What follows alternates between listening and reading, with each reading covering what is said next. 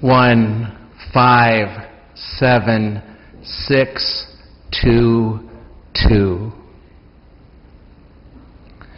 Those were the numbers inked on Joseph's arm 70 years ago by the Nazis in a concentration camp at Auschwitz. Most of his life, Joseph has kept those symbols of oppression hidden in shame, hidden in disdain, hidden so that even he would not have to see them. 17-year-old Ellie loved her grandfather, Joseph, very much. And she wanted to do something very special for him. And so 4 years ago, she got a tattoo. And when Ellie rolled up her sleeve,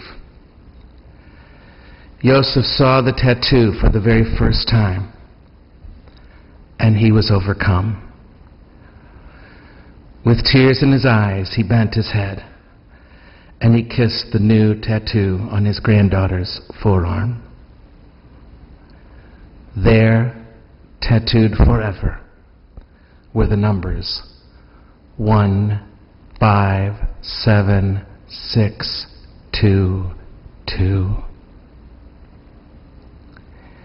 Joseph wept for his newfound liberation that day. 1, 5, 7, 6, 2, 2. Numbers, impersonal and cruel.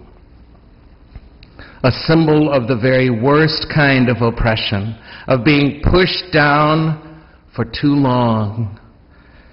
The world, or some people in the world, or some systems of this world, can be tyrants, subjecting, repressing, suppressing, ruthless, and persecuting. It is brutal, and it is happening everywhere. And if it goes on long enough, it gets internalized. Then we start to do it to ourselves because we start to believe the lies we've been told. Where is oppression in this world now? Where do we see people oppressed? We could talk about Syria or Palestine or even North Korea this very hour. But it could also be as near as the lady next door in that abusive marriage, or the bullied, the shamed, the beaten down and the beaten up. It could be the one who never found a partner in life and desperately wanted to, or the one who found the wrong partner. It could be the worker with no voice in the workplace, feeling trapped there. Or the kid down the street, tormented by the thought that he might be gay. Those burdened by mental illness, weighed down by mental illness, who can't stop hearing the voices in their head. The one made scrupulous by his church leaders, so that he or she never really ever feels good enough or even forgivable. It could be the woman ignored because she is a woman or because she's not white. It could be the college student who knows that if he or she does not do what daddy or mommy wants them to do with their life, they will be ridiculed and cut off. Or the young adult whose opinions are ignored just because they're young. It could be the elderly and below par nursing homes who are ignored and disdained. It could be the many who can't stop telling themselves that they're a failure, that they're unlovable, and that they're ugly. It can even be a believer like you who can feel oppressed on campus and find yourself hiding what it is you believe and what it is you value, even there. The oppressed are legion. 1, 5, 7, 6, 2, 2. On Easter last weekend, I proclaimed a message I believe with all my heart, that we are each all born to rise, without exception, without excuse. You and I are made to rise.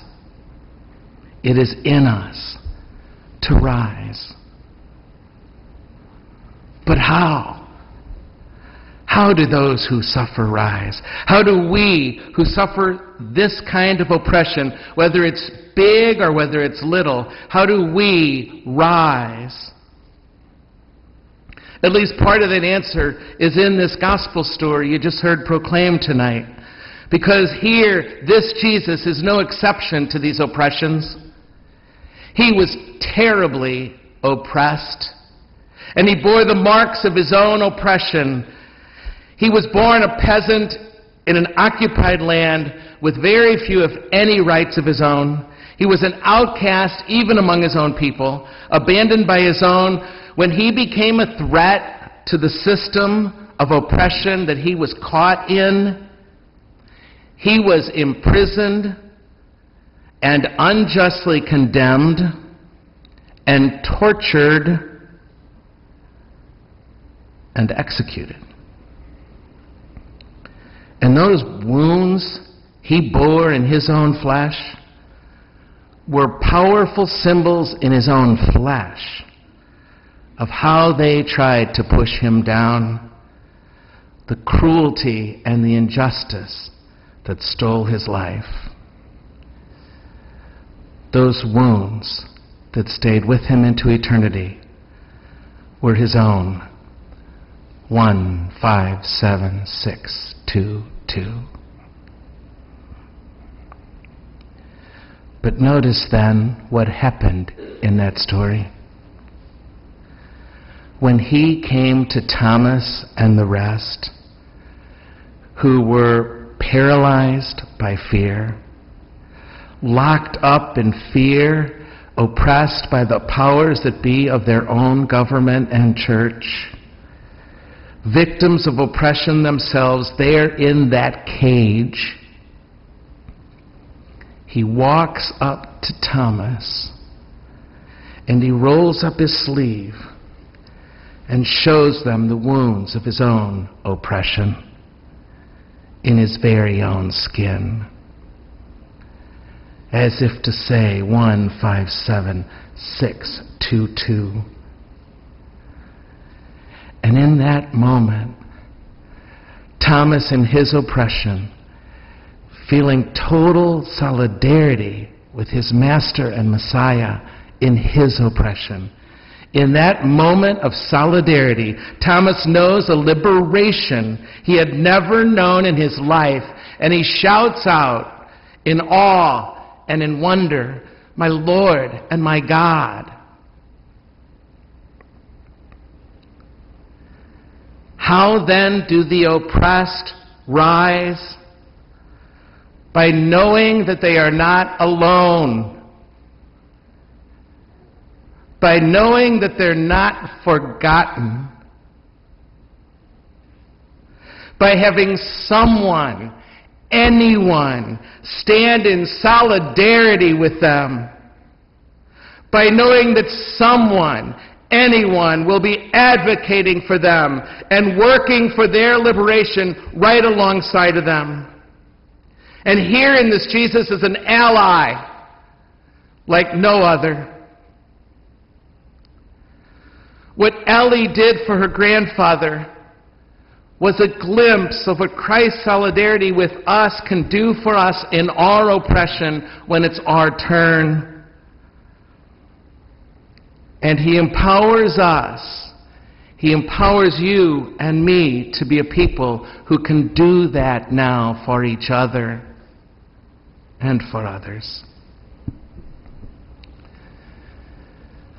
The oppressed are legion. They are all around you. Pick one. You've been there. In a small or in a big way, you have been there. So is someone in your life right now.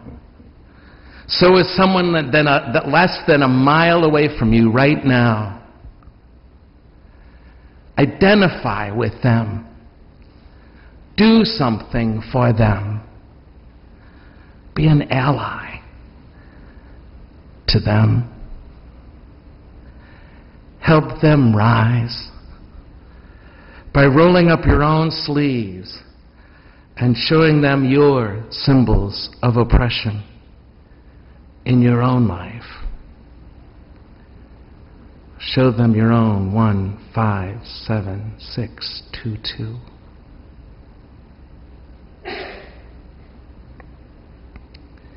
And they will know then and there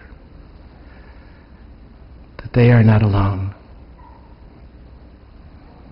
And you just may discover that neither are you.